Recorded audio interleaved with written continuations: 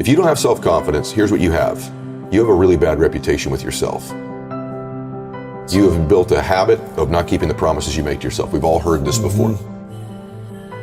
You need to believe and know that you're one decision, one relationship, one meeting, one book, one thought, one something away from a completely different life. Here's how I built what I would call almost superhuman confidence in spite of my insecurity. Think about that. Superhuman confidence in spite of my insecurity. It's an effort play. If you don't have self-confidence, you've never kept the promises you make to yourself. Check that box. If you have self-confidence, you've started to keep the promises you make to yourself. If you want to have superhuman self-confidence, you keep the promises you make to yourself and one more.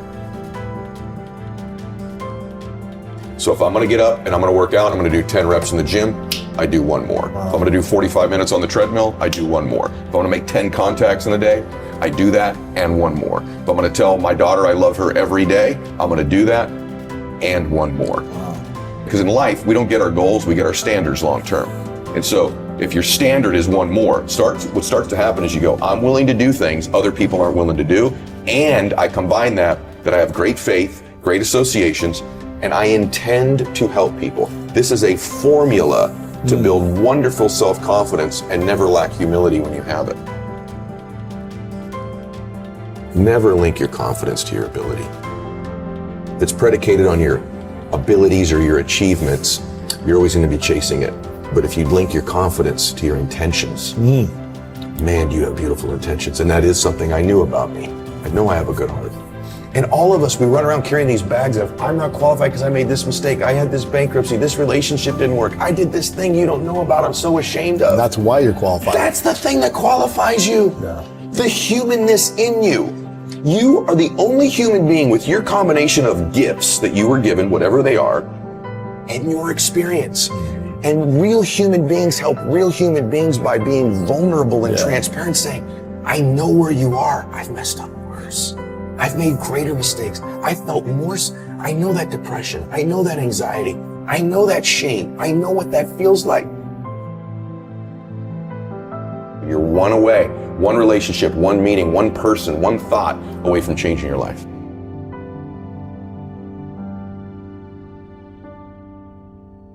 So how do we let go of the past? Well, we have to create a compelling future. In other words, you're not going to let go of one thing until you've grabbed onto the next. So you have to create a new future. You have to create a future in it. And by the way, it's okay that you don't believe all of it initially, as long as it becomes repetitive and we begin to take steps towards it, right? So for me, I still have stuff from my past. There's still a little part of me that doesn't want to be broke. There's still a little bit of fear. But you're not broke. Yeah, but you've interviewed some of the most successful actors and entertainers, so have I. And you get them privately, and sometimes on your show they go, you afraid it's going to go away? They go, yeah, I am. That's why I work so hard. So there's an element of that that's okay. It's creating this vision for your life that's compelling. Can you survive the temporary? And if you can survive the temporary, it says on the other side of temporary pain, you get introduced to your other self. And that other self produces that other life. And so here's what happens for most of us.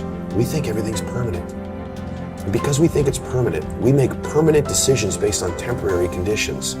Even our bodies, other than our souls, are temporary. But if your body isn't permanent, your problem isn't, your pain isn't, you need to create a different relationship with pain in your life. For most people, their relationship with the pain and the inconvenience is to avoid it. Avoid as So much if you as could possible. but if you could say to yourself, on the other side of this is this other self.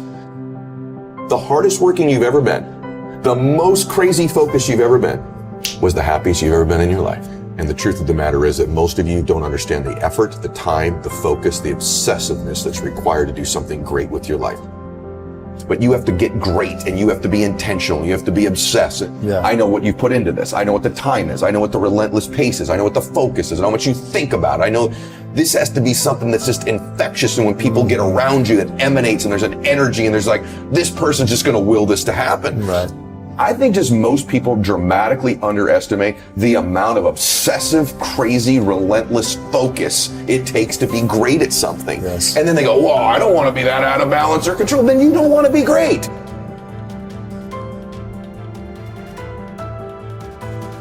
My default personality is insecure.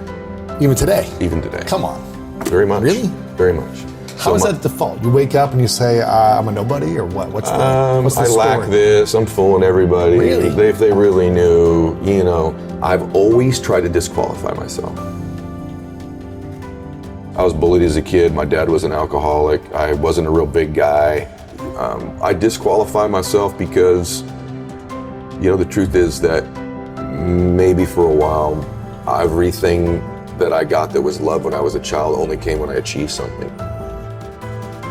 I wasn't good in school. The only thing I was good at was sports. So my default is tons of insecurity. I love to beat myself up with mistakes I've made. I did this, I did that, I should have done this, I didn't do that.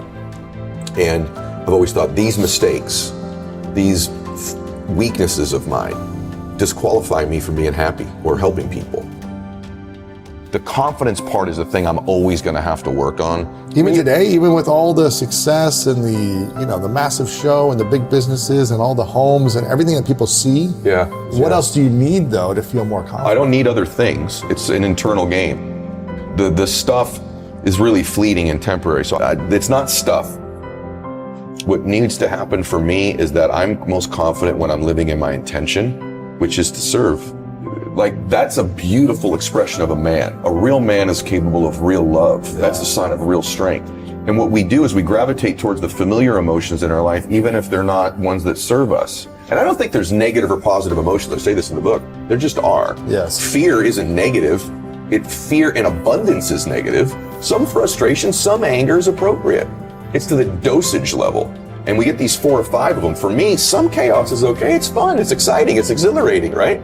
But getting it every day, every week, every month, all the time, chaos is my gateway emotion to the ones I don't want. Chaos gives me stress. Chaos gives me anger. Chaos gives me frustration. Chaos gives me fear. I used to think, well, that's a superpower though, because I've created all these external. Look what I made. Look what I did. Yeah.